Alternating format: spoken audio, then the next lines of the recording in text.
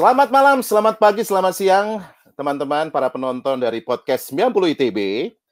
Berjumpa kembali dengan saya Roli Sijabat di sini yang kembali hadir setelah mungkin hampir berapa puluh purnama podcast ini tidak hadir.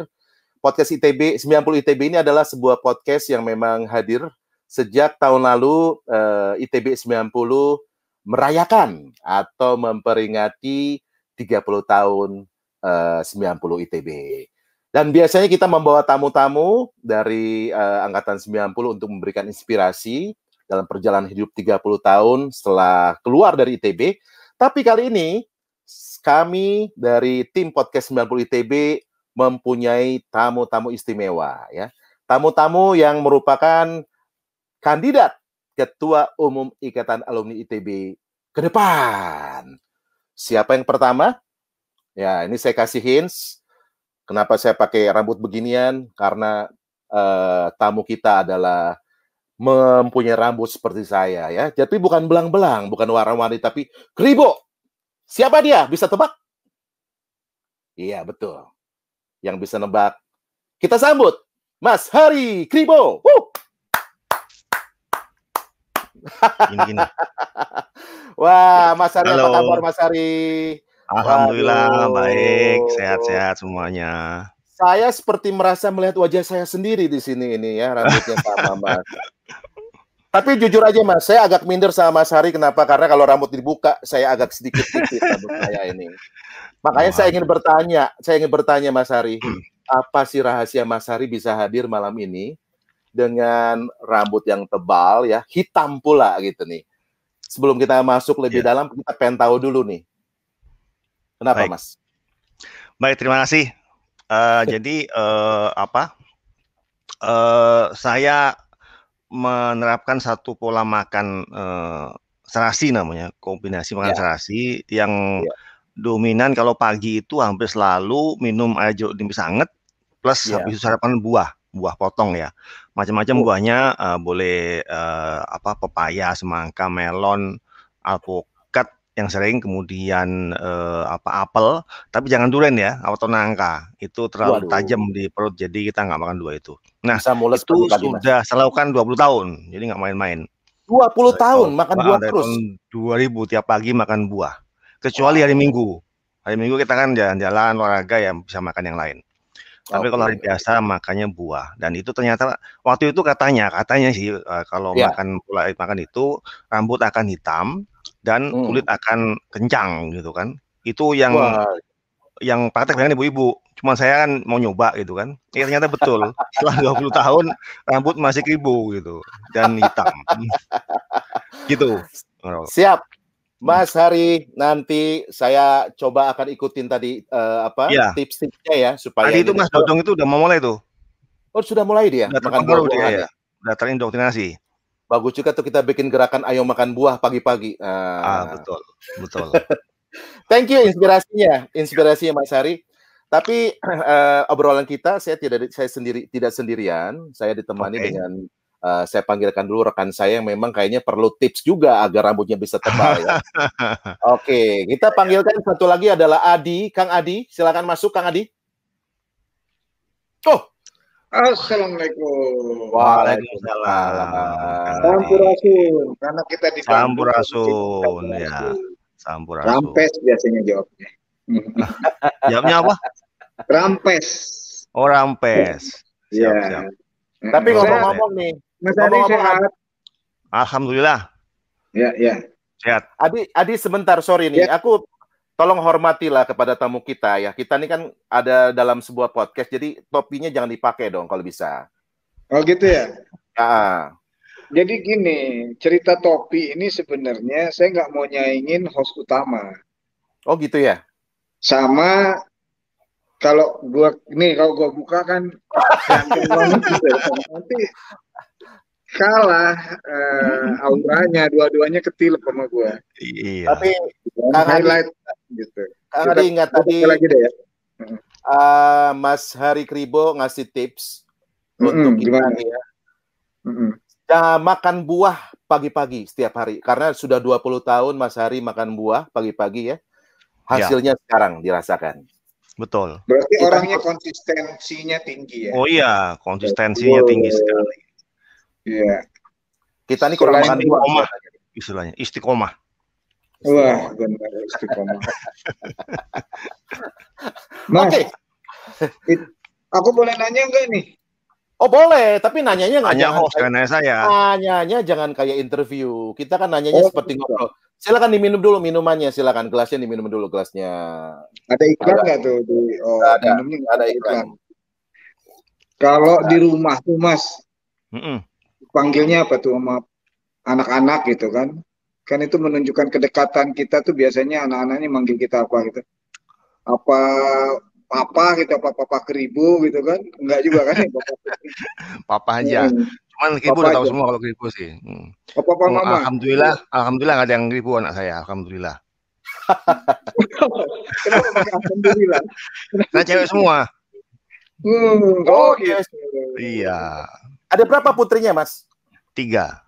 Oh, 3. 3 Paling ya. besar usia berapa sampai yang Paling kecil? besar masih SMA kelas 2. SMA kelas 2, oke. Jadi terlambat ini memproduksi. Oke, yang kedua berapa Mas yang kedua? Kelas 3 SMP. Oh, Di 2 Makassar. SMA, 3 SMP, yang paling bungsu? Sampai kelas 5 SD. Wah, 5 SD ya? Iya. Berarti masih fisik, masih prima karena Apa, 5 Makanya SD. untungnya udah makan buah 20 tahun.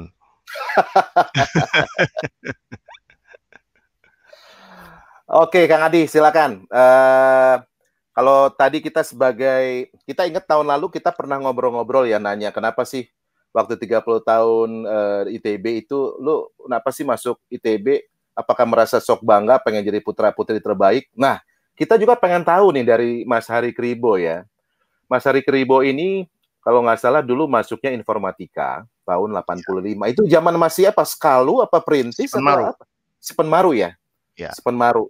Kenapa bisa ke situ milihnya? Apa terjebak atau kecelakaan atau bagaimana sebetulnya? Kita pengen tahu tuh. Ya. Baik, terima kasih. Jadi waktu itu yang memilihkan kakak saya jurusannya. Jadi kakak saya udah kuliah kan, saya baru lulus SMA dan nggak terlalu memahami apa itu prodi-prodi yang ada di kampus di ITB ya, dan karena dinilai saya nilainya cukup baik di NEM ya, bukan di rapot, tapi nilai di jasa itu hasilnya ujian UN-nya lah, nilai UN-nya cukup baik, maka disuruh nyoba tes ke ITB. Oke. Saya nggak tahu milih apa gitu kan. Kebetulan kakak saya nomor 2 itu alumni mesin 76. Kemudian senior saya dong. Oh gitu. Senior saya tuh. Kemudian dipilihkan informatika. Kenapa? Itu paling top katanya. Dan baru. Oke. Oh ya udah, saya ikut aja gitu. Jadi lebih dipilihkan oleh kakak saya karena waktu itu informatika merupakan jurusan paling top, baru, dan prospeknya masih bagus karena masih baru dibuat kan, baru tahun keempat berarti waktu itu ya. Iya. Jadi itu jadi bukan saya sendiri yang pilih malah. Saudara ada berapa Mas Hari? Saya. Wah, ini menarik. Jadi saya nomor 7 dari 8 saudara. Jadi kakak yang memilihkan jurusan ini salah satu yang menginspirasi, yang sering memberikan motivasi ya buat Mas Hari ya. Orang yang paling atau ada banyak teman saudara atau keluarga yang ikut memberikan warna ke Mas Hari ini?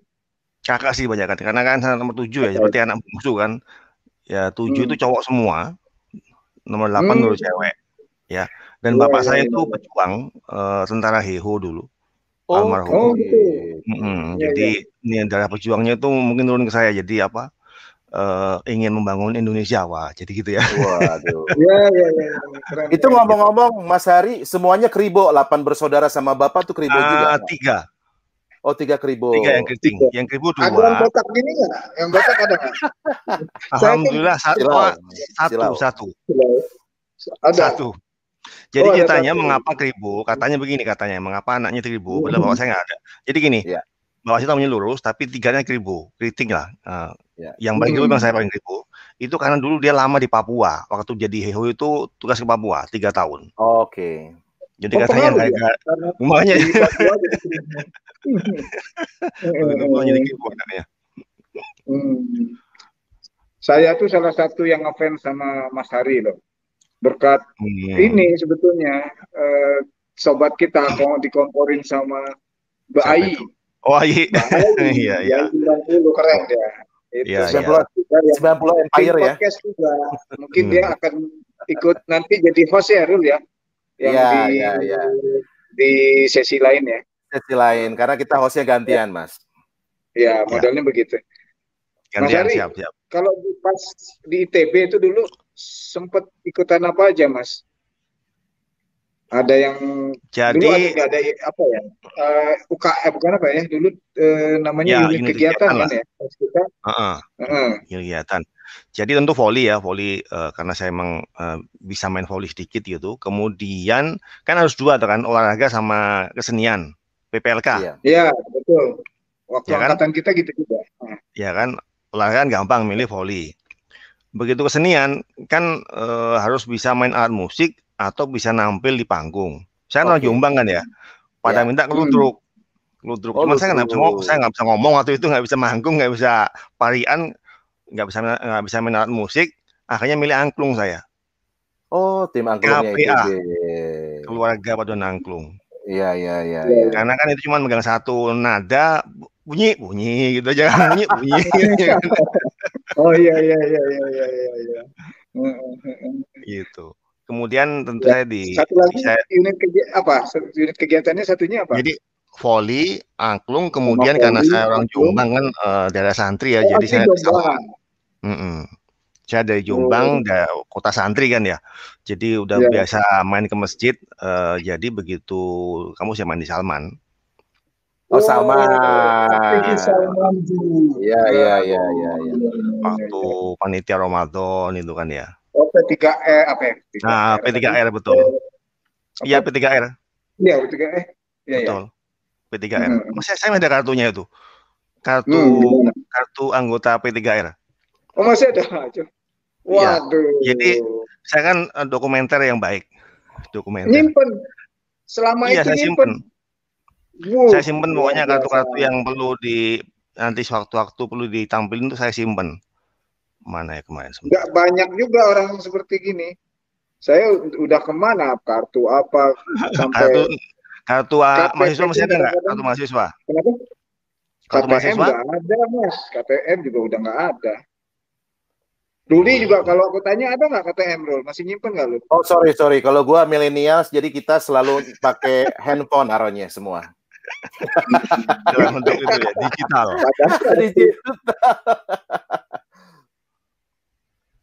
Berarti apik juga orangnya ya. Atau mungkin KTM itu disimpan, kenapa? Karena mungkin dulu kalau lagi bayar SPP sering telat, jadi ditahan terus. Sama Ibu Ai Andaniah dulu tuh, Ibu Ai Andaniah tuh direktur. Oh iya, Bu Ai. Iya, Bu Ai. Ya Allah, benar. Wih, lihat nih. Mana? Keamanan P3R masih ada. Itu kan soft copy-nya nyimpennya. Enggak, saya foto. Aslinya harus bongkar. Ini saya foto kemarin. Benar-benar hebat, gitu. Luar biasa. Ini jadi itu kan kalau banyak orang bilang don't judge book by the cover kali ya. Kan kalau orang keriting kayaknya gimana gitu, nggak rapi, nggak segala macem. Ya. Bukan itu ya, ternyata ya. Tapi kalau zaman kita gitu ya, kalau zaman dulu kan beda zamannya Mas Hari. Kalau zaman kita waktu mahasiswa ada kribo, kita nyangkanya Intel dulu. Wah, Intel nih gitu ya. Saya pernah disangka Intel. Gitu saya kan selalu bawa kamera kemana-mana, nenteng kamera pocket ya waktu itu. Zaman dulu yang kamera kan nggak banyak gitu kan. Iya. Waktu itu kebetulan punya kamera, punya kakak saya bawa kemana-mana. Dikira Intel saya. Udah pakai jaket rusuh, kribo, bawa kamera. Tapi jujur aja sih kalau kita nggak ini ya, aku ketemu sama Mas Hari juga aku nyangkanya Intel nih sebetulnya. Tapi Intel sekarang botak loh. Oh ya. Itu soalnya Intelnya jarang makan buah pagi-pagi. Kalau sering makan buah pasti ramai juga. Mas Hari, kita move on ya. Kita beranjak tadi. Kita pengen tahu juga sebetulnya Mas Hari punya sisi lain nggak sih kaitan dengan hobi ya? Kalau masalah volley kan nggak usah kita bahas ya. Everybody udah know lah. Bahas tadi mengenai angklung juga udah pada tahu. Tapi ada nggak sih hobi-hobi? Hobi itu kan bisa melulu hal-hal yang sering dilakukan kalau lagi senggang, entah itu misalnya main jangkrik atau misalnya bongkar motor. Apa sih ada hobi yang belum pernah terkuak selama ini? Baik. Hobi yang sudah lama itu ya motret ya, tapi sekarang udah karena zamannya digital jadi nggak menarik lagi. Dulu waktu zamannya masih kamera manual ya, yang pakai sama film. hobinya, aku juga hobi motret nih. Pakai film dulu, pakai film. Oh, pakai film kan, Nah, itu kan ada seninya. Iya, Dedekan iya. kan, motor dedekan dulu nih. Bawa ke Yonas itu kan dedekan nih, bagusnya nih. Iya. Sekarang kan tinggal mutus 10 dari kali, isi tinggal milih satu 36 yang belum tentu jadinya berapa ya. betul. Nah, jadi dari saya motret dan semua saya simpan. Sampai klisenya itu saya simpan. Oh yes? Klisenya negatifnya itu masih ada semua. Saya sampai sekarang juga disimpan tuh Mas. Ada? Iya masih ada. Jadi album-album dulu waktu kegiatan voli, kegiatan angklung, wisuda teman-teman. Saya kan makanya pada waktu acara Festband itu saya pamerin foto konser di Alok Barat dulu sekali. Waktu ngomong kemarin di hearing itu saya tunjukin foto Ludruk lagi main gitu. Saya ada fotonya. Terus ada sepak bola gajah. Pernah. Oh iya. Di kampus itu tahun 90 awal itu sepak bola gajah pernah main lapangan bola itu. Saya foto juga. Iya, lapangan bola. Iya. Lapangan bola kan ya, inget ya. Nah, itu saya foto. Itu hobi saya. Jadi saya cuma motret dan sampai sekarang masih motret cuma pakai handphone ya. Meskipun ya nggak seseru dulu lah. Dulu kan tegang kalau motret itu. Sekarang nggak tegang lagi sekarang. Jadi karena tinggal ngulang-ngulang aja. Jadi ketegangannya hilang. Terus yang kedua, apa tadi Mas? Ya sorry, saya mau nanya kaitan dengan yang motret tadi ya. Motret itu backgroundnya apa, Mas Hari? Kenapa senang motret? Apakah memang ada kisah gitu ya dulu diminta sama orang tua atau pernah jadi panitia atau gimana awal mulanya ke motret itu? Kisahnya tuh gimana? Kisahnya gimana? Saya mulai SMA sih. SMA ada kakak saya punya kamera, saya pakai gitu kan. Terus dari situ kasih kan. Jadi karena punya kamera, jadi kan bikin tugas motret dokumentasi tuh. Setiap panitia apapun pasti dokumentasi. Makanya ke bawah-bawah sampai sampai ke kuliah sampai kuliah sih. Karena begitu kerja sudah nggak terlalu lagi. Karena udah digital. Jadi nggak seru lah saya bilang. Nggak seru. Ya. Iya. Memang menarik sih kalau motretnya. Kalau saya hobinya bukan motret, Mas. Saya dipotret hobinya. Siapa yang mau motret? Ya terserah siapa aja. Over PD begini. Makanya. Biasanya kalau yang hobi dipotret kan wanita ya. Kita kadang-kadang sekarang hobi juga nih. Apalagi zaman sekarang zaman selfie kan. Sebentar. Genrenya apa Mas? Fotografinya motret apa genrenya? Lebih seneng motret landscape apa model dulu gitu? Apa aja. Lebih sering bantu teman sih. Pernah saya disuruh motret teman nikah. Teman nikah nggak dibayar gitu kan. Ngebantu lah ya. Itu kemarin dia mau cerita itu nanti mau bikin testimoni waktu dia nikah yang motret kribo gitu. Terus pernah beberapa kali dibayar. Ya, moto pernikahan teman. Wah, menarik. Ngasihnya diem-diem. Karena dia tahu saya nggak mau bayar kan, cuman dikasih diem-diem dikasih gitu. Kalau panggilan kribo udah dari dulu berarti Mas ya? Oh iya dari dulu, dari zaman kuliah. Oh, zaman pas SMA nggak? SMA juga begini. Udah kribo nggak maksudnya panggilannya udah? Kalau panggilan lebih banyak di waktu kuliah. Kalau waktu SMA makanya nama. Cuman sama rambutnya udah begini juga. Cuman aku agak sedikit mau kasih komentar nih Kang Adi sama Mas Hari ini. Sebenarnya Mas Hari bisa dipanggil dua, yang satu kribo, satu lagi kumis sebetulnya. Karena ini menarik. Kita berdua nggak ada kumis, ini Mas Hari punya kumis. Aku pengen tahu juga motivasi kenapa pakai kumis. Kenapa nggak dicukur aja gitu kumisnya? Capek nyukurnya. Kan capek nyukur tiap hari. Mending gunting. Kalau gunting nggak terlalu capek. Tapi itu harus ngerok tiap hari itu Saya 3 hari sekali, Mas. Iya, saya seminggu sekali. Ngerok ini. Iya, seminggu. Nah, kalau kumis ini dipotong seminggu sekali tuh. Tapi ada role model nggak sih Mas? Kenapa misalnya Mas Hari itu misalnya kribo atau berkumis ya punya sosok role model nggak siapa? Seorang yang misalnya seorang presiden, apa seorang tokoh, makanya pasang kumis. Bapak atau siapa? Kalau yang Kribo nggak ada. Nggak ada yang Kribo. Kalau dulu waktu SMA Iwan Fals ya, Iwan Fals kan kumisan gitu kan, kumis, nah gitu kan. Nah. Oke. Tapi hobinya kan, kenapa? Hobi nyanyi juga nggak? Suka nyanyi, di kamar mandi. Semulean gitu-gitu suka ya? Oh, semulean nggak? Di kamar mandi doang? Kamar mandi? Iya. Wih, saya kemarin kan kalau sekarang nyanyi boleh nggak nih? Sedikit. Saya kemarin waktu festband nyanyi kan, dikira baca puisi.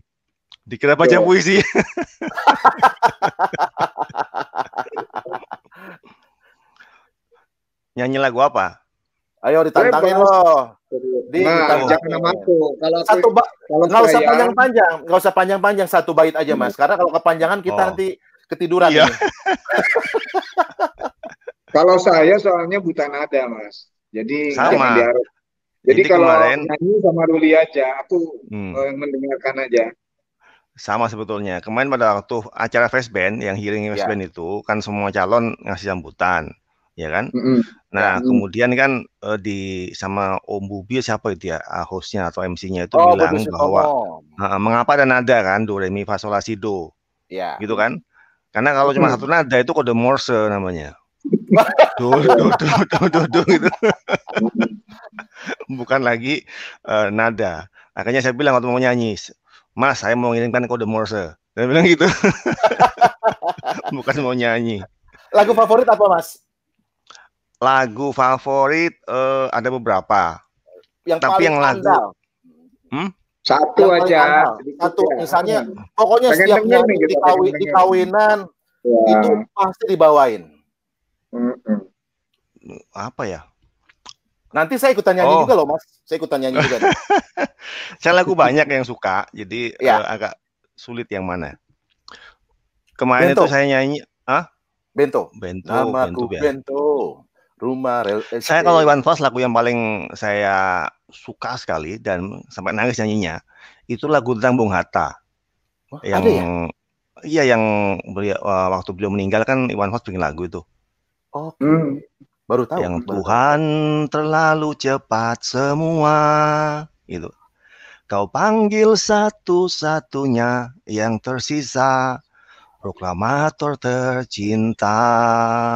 Yeay! Gitu.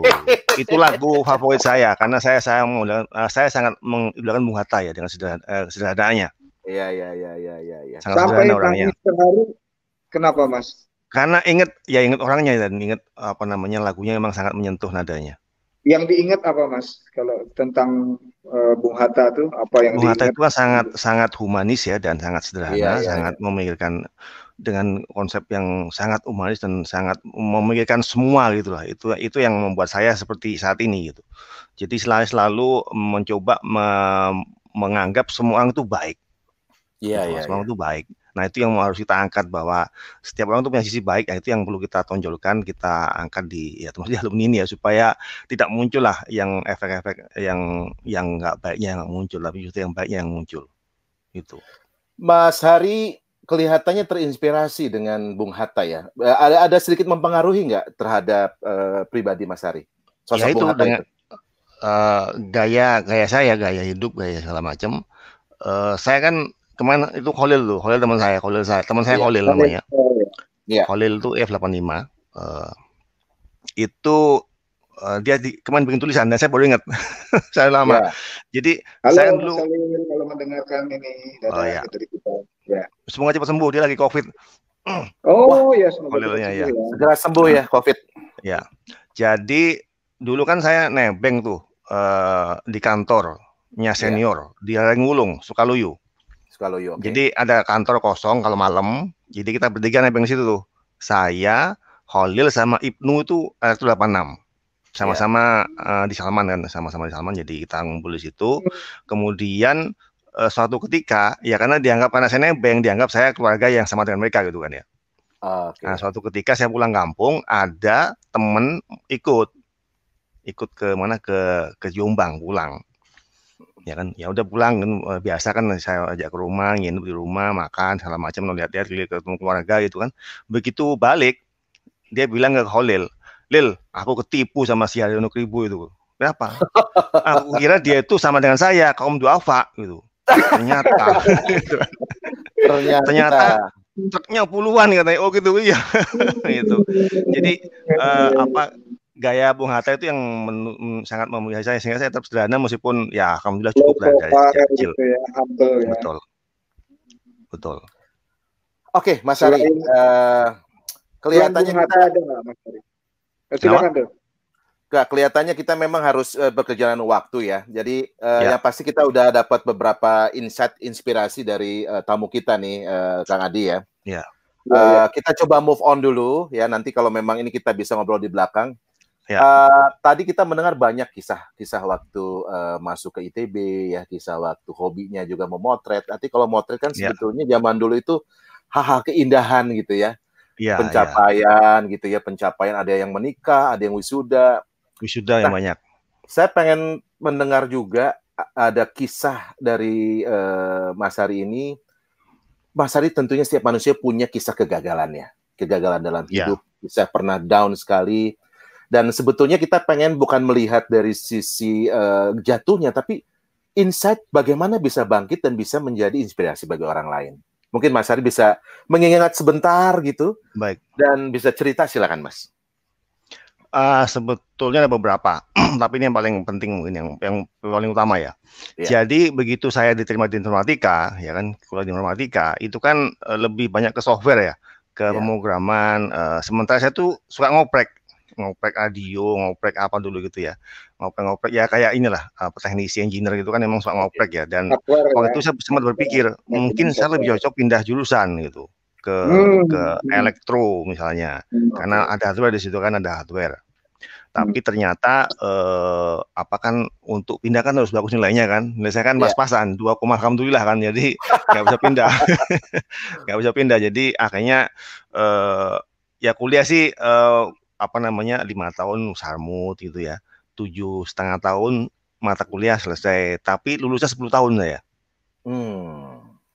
Jadi kuliah 10 tahun, S1. Jadi 85 masuk, lulus 95. 95, oke. 95, ya. Dan itu kan kalau dilihat kan bisa seperti suatu ketertinggalan yang sangat jauh ya. Sangat jauh tertinggal dari teman saya yang udah lulus 5 tahun sebelumnya, ada yang rata-rata 5-6 tahun kan lulusnya kan, anak rata benar-benar ya. Nah, kemudian itu yang memacu saya pada waktu bekerja untuk serius kerjanya, meskipun tetap dengan gaya-gaya saya nggak terlalu kelihatan seriusnya gitu, tapi serius ya, sehingga saya dalam berkarir di pekerjaan itu alhamdulillah selalu bisa memenuhi apa yang disarankan kepada saya. Tugas-tugas saya. Waktu saya berada di Patra itu ya saya lakukan apa yang harus lakukan di di Kiani Kertas ya, yang kemudian di atas mana ya, begitu mulai programmer analis sampai ke GM gitu terus itu belajar dari bawah sampai naik ke GM, kemudian pindah ke Nusa juga langsung megang VVIT dan direktur. Itu belajar dari yang sebelumnya bahwa apapun yang menjadi pilihan yang ada di depanmu, yang udah disuguhkan kepada kamu, itu nikmatilah gitu, lakukan yang sebaik-baiknya. Waktu itu kan saya bingung nih, linglung nih, sampai akhirnya kuliah lama gara-gara bingung. Dan juga ada gangguan satu lagi, saya itu keluarga petani, ya, petani yang punya sawah tapi ya, dan melihat itu yang paling enak kan jadi petani, hidup itu. Kan banyak alumni ITB kan begitu pensiun jadi petani gitu. Petani paling enak sebenarnya. Kalau punya sawah, kalau nggak punya ya repot. Petani harapan namanya.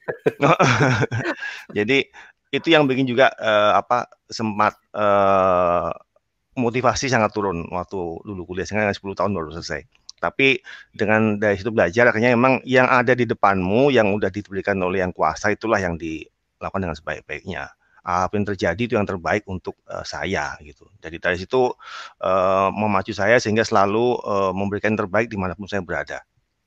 Oke. Itu tuh, yang Adi dengerin loh. Jadi lu 15 tahun nggak usah takut kuliah lulus 15 tahun. 10 tahun aja masih semangat.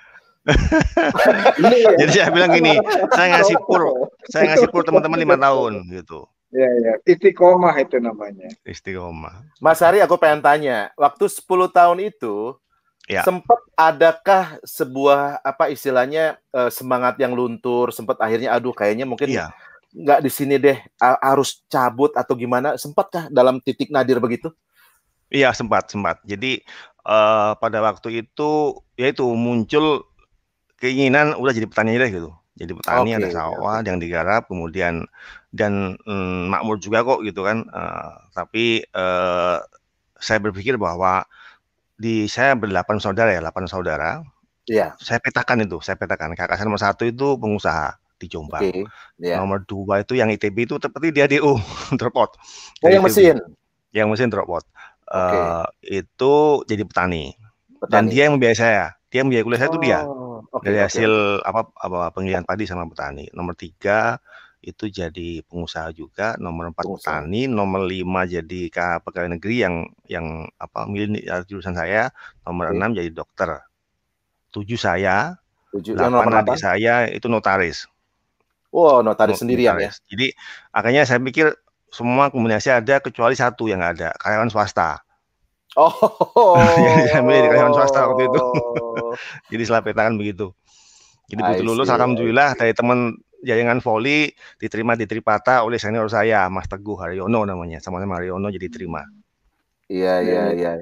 Apa motivasi terbesar Mas Hari yang membuat bisa bangkit ya? Apakah seorang wanita cantik gitu yang memang mendampingi saat itu, atau melihat orang tua, atau apa sebetulnya? Orang tua. Jadi bapak saya itu buta huruf. Nggak bisa baca, tapi bisa berhitung, sehingga jadi pengusaha. Wah, ngitung uang bisa, hitung uang, ngali bagi bisa. Yang paling benar sebenarnya jangan. Iya benar-benar. Ada yang bilang gini, ada yang bilang dalam hidup ini tuh kalian boleh salah, tapi yang nggak boleh salah itu bagi-bagian. Bagi-bagian, betul. Jadi bapak saya tuh sangat nggak banyak ngomong gitu ya, terus ngomong sekali-sekali gitu, pesannya yang nggak banyak gitu, yang penting sekolah yang baik gitu kan. Karena dia kan buta huruf ya, dia tuh hanya bisa nulis ya, cuma tangannya doang. Tangannya pelan nulis. Jadi kalau rapot tangan dia lama. Tangannya. Kalau dari Bapak itu apa yang paling menginspirasi Mas Hari itu? Dari seorang ayah yang paling dia kerja keras, dia pejuang ya. Orang pekerja keras ya. Betul. Siang dia ngurusi penggilingan padi di rumah, malam itu ke sawah ngatur air sawah. Sampai malam? Kan air sawah itu kan datangnya malam kadang-kadang kan, harus dibuka tutup gitu kan. Itu dia ke sawah. Malam-malam. Itu yang jadi kerja kerasnya sangat luar biasa. Kesan yang paling mendalam. Betul. Dan memang dia pejuang ya, jadi dihormati di kampung aja karena pejuang. Jadi jadi bapak saya itu Heho dikirim ke Papua. Itu 3.000 orang. Jawa Timur ya, katakanlah Jawa Timur. 3.000 orang dikirim ke Papua tahun 42 berarti sekitar ya. Iya. Yang pulang itu hanya 6 orang. Salah satunya bapak. Salah satu bapak. Dan waktu pulang itu udah di rumah tahlilan katanya. Iya. Udah dianggap sampai umur Mas Hari berapa ayah mendampingi? Sampai 2003. Usia ayahnya juga sampai umur berapa tuh? 80 lebih, hampir 90. Meninggal 2003. Oh, 2003. Panjang juga usianya ya. Iya, panjang usianya. Iya. Jadi sempat mengantarkan Mas Hari ke ITB lah ya. Ada foto wisudanya. Waduh, nggak saya bisa tunjukin. Ada di laptop. Foto wisudanya ada. Mas Hari, saya pengen nanya, Mas Hari lebih dekat ke bapak apa ke ibu? Antara dua itu. Ya tentu ibu. Oh, lebih dekat ke ibu ya? Ibu ya. Kenapa Mas? Ibu. Apa karena mau dekat bungsu makanya dekat sama ibu, atau karena bapaknya galak? Mungkin iya. Jadi bapak saya nggak banyak ngomong soalnya. Saya sama saya juga nggak banyak ngomong. Bapak saya begitu. Yang ngomong istri saya pokoknya. Jadi kalau saya nggak banyak ngomong, tapi yang sangat perhatian. Ibu saya yang sangat perhatian dan selalu berdoa untuk kita semua. Jadi sama anak-anak gitu Mas. Sama anak-anak gitu. Semua gitu juga. Iya. Kalau cara sama anak nih, supaya kalau anak saya juga kan masih kecil tuh, Ya. Di rumah seperti apa Mas ngebimbingnya Mas? Atau Jadi misalnya kuncinya mereka di sekarang ini sekolah nih, mm-mm. gimana mereka gaul apa Mas Hari ini tipikal yang jangan jangan main medsos deh. Kalau saya kan kadang-kadang, aduh ini medsosan, TikTokan kan ngeri juga anak kita atau gimana pas lihat Ya, TikTok yang serem-serem gitu kan, gitu loh. iya, iya. Heeh. Anak saya ini agak unik ini. Jadi semuanya mirip saya, pendiam. Saya kan sebenarnya pendiam sebenarnya tipenya. Kalau nggak dia ngomong Tiga-tiganya, nggak ngomong. Iya, tiga-tiganya. tiganya pendiam. Tiga-tiga. Dan nggak mau ke mall, nggak mau ke mall, nggak mau Oh, Nggak keluar main ke mall. di rumah aja. Jadi ya kita jadi orang tua jadi nggak ada yang perlu dijagain lagi. Orang mana-mana aja di rumah gitu. hmm. Mamanya yang pusing, nggak bisa nge-mall dia. Karena mall pasti nggak mau anaknya. Oh, mamanya anak mall, yang lainnya anak Iya, rumahan. betul. Kalau Tapi sebelum kalau COVID, jalan-jalannya itu gimana? Jalan-jalan Iya, keluarga kemana itu? itu Gimana? perjuangan. Gimana? Jadi, Misalnya kita traveling, gitu gimana? mm-mm. Jadi dia itu mau kalau misalnya diajak makan yang dia suka. Jadi itu Oh ya. nggak banyak gitu ya. Sama ke Gramedia. Kalau Gramedia semangat. Tapi begitu ke mall itu pasti udah malas itu.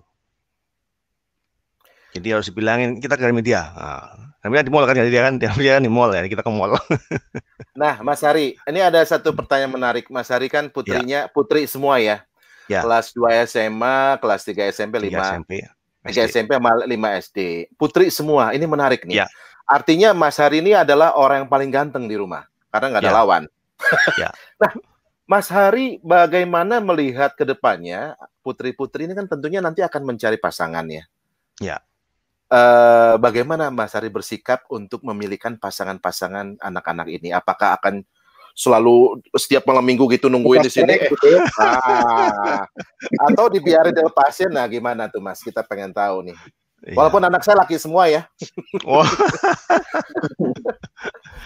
Saya belum kebayang terus terang. Diarahin ke sana ya, Rul. Anaknya biar ke sana. Biar ke sini main itu. Susah, bapaknya mananya pendiam, ntar anak kita ngomong terus nyerocos. Iya. Saya belum kebayang seperti apa karena SMA anak saya itu kan SMA Tamrin ya, yang di ya Bambu Apus itu, SMA unggulan. Itu kan nggak boleh pacaran.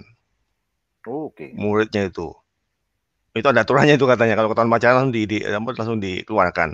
Jadi sampai sejauh ini aman. Cuman yang nomor 2 ini nggak tahu nanti karena mau SMA yang lain. Jadi saya nggak tahu nanti mungkin waktu dia masuk SMA baru muncul itu masalah.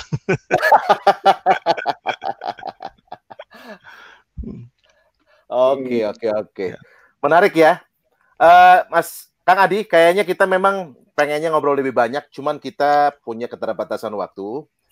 Jadi kelihatannya sudah dapat beberapa banyak insight dari sisi lain dari Mas Hari Kribo ini sesuai dengan acara kita. Sisi lain ada hal-hal yang menarik ya tadi. Bagaimana ternyata Mas Hari ini mempunyai figur senang dengan Bung Hatta gitu ya, tokoh salah satu kapal motor kita. Dan yang kedua ternyata senangnya makan buah pagi-pagi, makanya rambutnya bisa lebih hitam dari lebih tebal dibandingin kita. Sarah, silau begini hitam tuh. Silau. Masih hitam ini. Oke. Ada lagi tadi kan orangnya istiqomah. Ternyata anak pejuang loh. Hey ho. Ya. Itu yang menginspirasi. Hey ho kan jadi tentara ya kan, jadi tentara yang melawan Belanda kan pada waktu kembali. Dan yang menariknya lagi adalah tadi saya senang dengan Mas Hari ini anaknya perempuan semua. Jadi nanti mungkin jika memang masih pada teman-teman podcast ITB ya, ada yang seumur-umur ya silakan nanti. Kayaknya kita masuk ke segmen terakhir. Terakhir nih Mas Hari Kribo dan juga Kang Adi, thank you udah meramaikan kita, obrolan kita begitu santai. Kita bisa menampilkan sisi lain dari salah satu kandidat ketua umum IAITB. Mungkin ada closing statement dari Mas Hari Kribo sebelum kita tutup segmen dari podcast Melbu ITB ini. Silakan Mas. Baik. Karena sisi lain ya topiknya. Ini ada keripik gadung nih. teman saya apa namanya selama ini tiap malam Zoom meeting jadi calon. Jadi selain Bung Hatta, karena sisi lain ya, saya mau dengan sisi lain, saya punya tokoh lain yang saya hormati itu Gus Dur. Ini peci Gus Dur. Ya. Peci ini saya peroleh pada waktu Gus Dur meninggal. Jadi waktu itu saya masih Kalimantan dan hari ini saya pulang ke Jombang sama keluarga karena memang mau ke Jombang selama 6 bulan. Malamnya Gus Dur meninggal dan paginya dimakamkan. Waktu makam saya datang karena saya sudah di Jombang, saya datang dan saya mau juga mencari kenangan apa sih yang bisa itu. Nah begitu di masjid habis sholat jenazah itu kan banyak berserakan tuh, ada bunga segala macam, ada peci ini. Nah peci ini saya ambil, namanya Adam ini, saya ambil dan saya izin ke Yai yang di situ, Pak Yai boleh saya ambil pecinya? Nah, katanya boleh. Ini saya simpan sekarang. Mengapa saya simpan? Karena untuk membawa semangat sama dengan Bung Hatta. Kalau Bung Hatta kan ke ekonomi ya, kalau Bung Gus Dur ke kemanusiaan. Ya, humanisme kemanusiaan itu sangat luar biasa dari beliau itu, dan juga orangnya guyon. Makanya saya selalu dengan gaya guyon, gaya santai, tapi menyatukan, mempersatukan. Jadi mudah-mudahan dengan begitu maka alumni ITB yang sekarang ini agak hangat-hangat, bukan itunya ayam, tapi yang agak hangat ini bisa adem, dan mudah-mudahan saya yang bisa melakukan itu ke depan, karena itu yang menjadi pada teman-teman mencoba mendorong saya maju. Saya alhamdulillah ini peluang saya mungkin untuk mengejawantahkan apa yang selama ini menjadi mimpi saya, yaitu Indonesia yang damai, yang makmur, dan luar biasa di tahun 2045. Itu saya sampaikan waktu 1 abad ITB, kan saya sampaikan itu. Gitu. Jadi sisi lain itu, jadi ada tokoh-tokoh yang saya kagumi, tapi 2 yang luar biasa itu adalah Bung Hatta dengan kesederhanaannya dan Gus Dur dengan kemanusiaannya. Dan itu yang menjadi saya seperti ini, seperti itu. Guyon tapi ada hasilnya. Demikian kira-kira. Semoga acara ini sukses ke depan dan calon-calon bisa memberikan suatu sisi lain yang juga luar biasa untuk seluruh alumni ITB. Baik. Terima kasih Mas Hari. Mas Hari Kribo, terima kasih obrolannya. Ya. Begitu menginspirasi ya, dan semoga apa yang kita bahas kali ini bisa memberikan banyak inspirasi, motivasi bagi para penonton podcast 90 ITB. Semoga bisa menjadi hal-hal yang berguna gitu ya. Dan kita harus segera tutup. Ini. Kita harus segera tutup nih segmen kita. Saya kembali menggunakan kribo saya gitu ya, dan silakan sambil menikmati minuman. Wah iya, ini nggak boleh tutup kalau ini harus terbuka. Bagaimana kalau kita bertiga foto sesi dulu dengan gaya yang lebih gokil ya? Gimana siap. Operator siap? Mas, aku sebetulnya host pengganti loh. Tadinya ada teman kita. Iya, ini pengakuan dosa aja. Oh iya, yang penting lancar. Lancar jaya. Jadi harus pengganti, gitu kan. Oke, foto dulu ya. Foto. Saya juga mohon maaf kalau ada salah ya. 1, 2, 3. Ini belum bebas, bebas. Bebas. 1, 2, 3. Iya. Mas Hari, terima kasih banyak ya. Ya, sama-sama. Dimanapun. Betul. Amin. Sis ya, silakan. Nah, ini sudah datang nih. Sebagai salah satu Ayi, ayo. Halo, Ayi. Jangan malu-malu gitu dong. Nah, ini. Sebetulnya host aslinya ini nih. Ibu Fitri. Maaf. Nggak apa-apa, karena memang kita paham di Tangsel memang macetnya luar biasa ya. Nggak tahu nih malam ini luar biasa macetnya. Oh Tangsel, saya tadi juga, saya di Cirende ini. Oh di Cirende ya Mas. Saya dari Jakarta ke Karawaci, jadi macet banget. Oh sana ya. Sini di Jakarta, iya. Teh Fitri jangan sedih gitu dong, itu menambah matanya bengkak begitu habis nangis kayaknya. Aduh, gua nggak jadi di podcast pertama, nggak jadi katanya. Iya, digantiin sama Adi Botak lagi katanya. Iya. Gua seperti silau tadi, silau. Untung ada ban serep.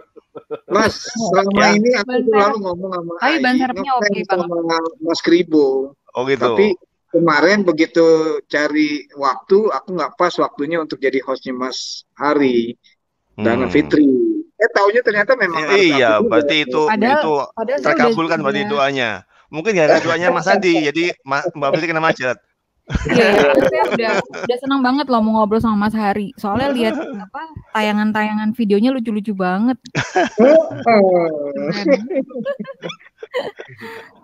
Ayo Teh Ayi ada komentar, silakan. Pemilik podcast, bukan pemilik podcast ya. Ini Karkan podcast 90 nih, silakan. Kalau aku kan cuma host doang nih.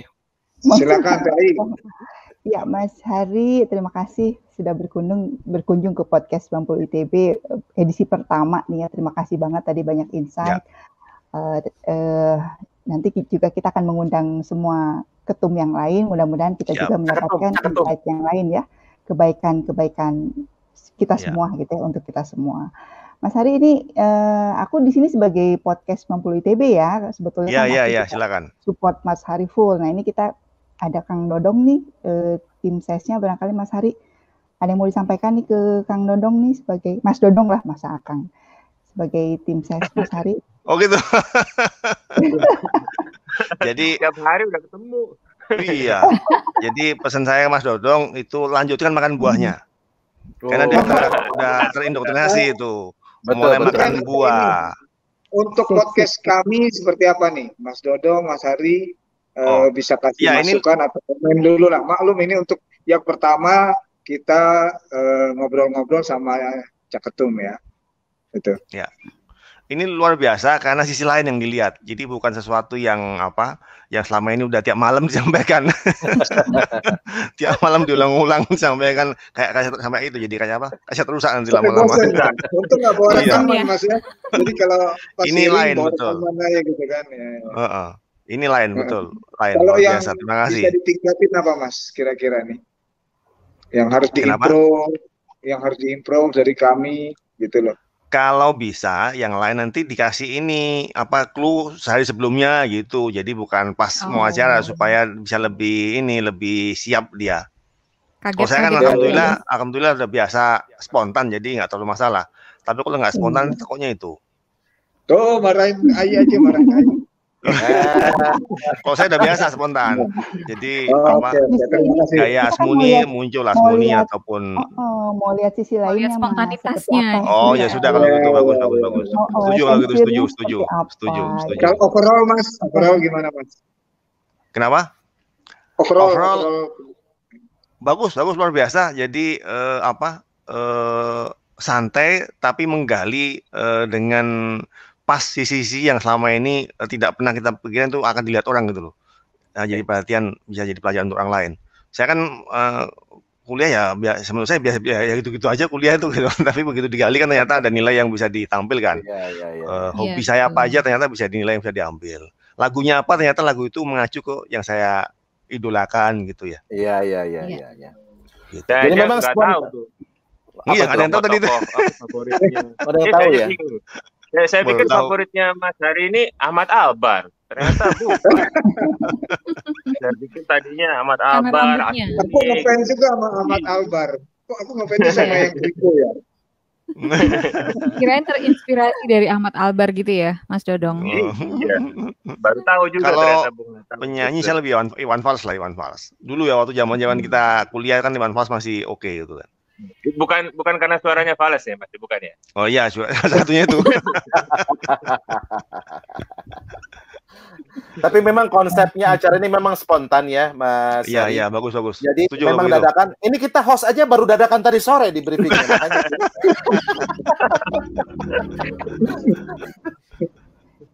Oke lah kalau gitu, ya. Ayi gimana sudah? Iya, terima kasih semua, Kang Doli, Mas Adi, Mbak Fitri, terutama tamu kita ya, Mas Hari sama Kang Dodong. Terima kasih. Perwakilan tim sesi. Mas Adi, Mbak Fitri, Teh Ayi, Kang Dodong. Semangat Mas Dodong, masih bulan lagi.